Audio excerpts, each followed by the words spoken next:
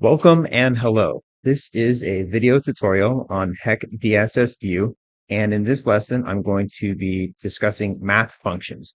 This is part 3 of math functions. The previous 2 lessons, I already spoke about math functions, but I'm going to give one more lesson here just to describe a few more examples. All right, so what I have here in HEC DSSVue is my graphical user interface here with a list of data sets inside my .dss file. All right, so what we haven't yet explored over in tools, math functions is our the last 3 tabs here. So the tabs are arithmetic, general, time functions, but we haven't really looked at hydrologic, smoothing, or statistics. So I'm going to give a quick introduction to these tabs as well. Okay, so let's take a look at our data. I added a couple data sets since the last lesson. The first is a hydrograph, as shown here. It is hourly flows over a 5-day period, ranging from pretty much 1,000 CFS up to about 42,000 CFS. And then the other data set is a paired data, which represents elevation versus flow. This is basically from elevation 0 to 65. The flow is from 0 to 50,000 CFS. The first thing I want to do is look at that hydrograph again, and I want to smooth out some of the data. Sometimes the recorded data from the field doesn't look realistic and doesn't really fit into what would naturally occur, such as this extra sound or perturbations in the data, as well as on the falling limb. We see the same thing, and same is true up by the peak. So let's go ahead and take care of that.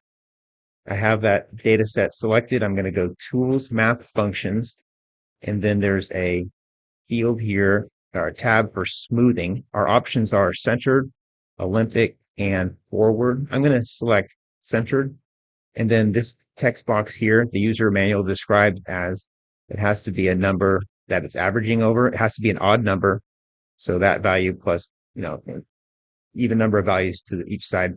So, and it has to be more than 2. So it has to be like 3 or 5 or 7 or whatever. Kind of depends on your time step and what your data looks like. I'm going to go ahead and click 5 and then compute. And then take a look at the data. I'm first going to check this value for see original and computed, and then click the plot.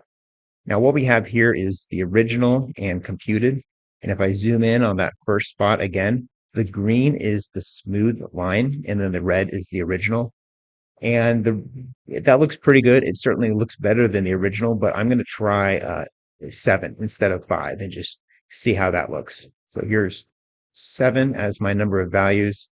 There are a couple of check boxes here, so only valid values in case your data set has some missing or invalid data. You can check that and it won't use the invalid. That doesn't really apply because my data is good. And then reduce number of values, that applies to the edge effects at the very beginning and end of your data set. So that's really not too important for what I'm doing here. I'm going to go ahead and click compute now that we're using 7. And again, take a look at our data and zoom in. And that looks much better. It looks like a natural curve, that green line there. And then same on the falling end. That looks great. So I'm going to go ahead and save that as its own data set. Save as, and I'm going to change the part F of the file name. I'm just going to call it smooth, and then click OK. Okay. So this is my record here that just got created, and that's our smooth hydrograph. So that's an example of one of the smoothing functions, math functions. Next up, I want to route that hydrograph downstream and see what a downstream hydrograph would look like. So I'm going to select that smooth hydrograph and then click Tools, Math Functions. And here we have hydrologic tab with a number of different hydrologic calculations available to us. I'm going to go ahead and select the first one, Muskingum routing method, and then type in some number here. So I'll say if it's like a 4-day duration, we'll say 4 reaches at 24 hours each. And then for the X coefficient, I'll just say something like 0.25, which is pretty typical, and then compute. It asks me if I'm sure.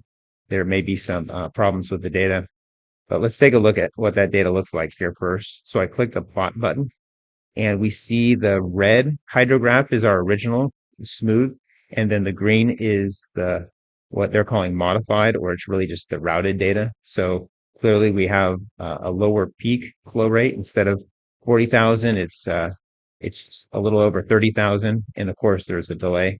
So there's attenuation and delay, as we see and as we would expect from routing. So that looks pretty good. I'm going to go ahead and save that as a separate file. Smooth, I'll just call it downstream ES. So here's my new record there. That's there's the original hydrograph, the smoothed out hydrograph, and then routed downstream. All right, next I want to go ahead and use that elevation to flow rating curve, and that's on the same river, but it's going to it's going to tell us the elevation of that water once the downstream hydrograph passes through the town. So if I open that up again, the flow rate ranges from 0 to 50,000, but we know that the flow only goes up to 30,000. So we know that the values are probably going to range between 50 feet of elevation and 62 feet of elevation. I'm just making these numbers up, but yeah, the rating curve, the way it works, oftentimes you'll know the stage or the water surface elevation and then look up the flow rate. But in the reverse rating curve option, both of which are available in HEC DSSVue, the flow rate, and then you're looking up that elevation. So for our final values, we expect that elevation to range between 50 and about 62 feet. To do that, we'll go ahead and select the paired data, which is the elevation versus flow, as well as we'll use our downstream smooth hydrograph. So I got those two data sets selected. I'm going to go up to Tools and then Math Functions, select the hydrologic tab, and then I'm going to select Reverse Rating Table. Again, rating table is just above it, but we're going to go with Reverse Rating Table. Now we have the hydrograph selected up here, so then down here we select the paired data that relates elevation to flow, and then click Compute. Let's take a quick peek at that data.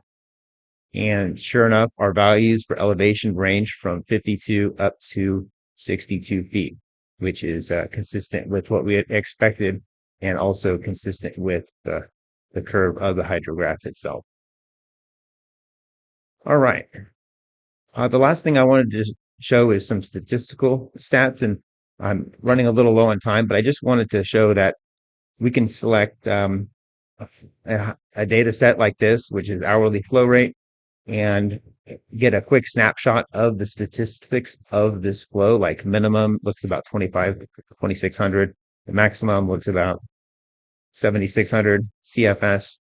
If we go to Tools, Math Functions, and then click that Statistics tab, the basic option is the first one on this type dropdown, and we just see some basic statistical data, such as the minimum, like I said, 2,500.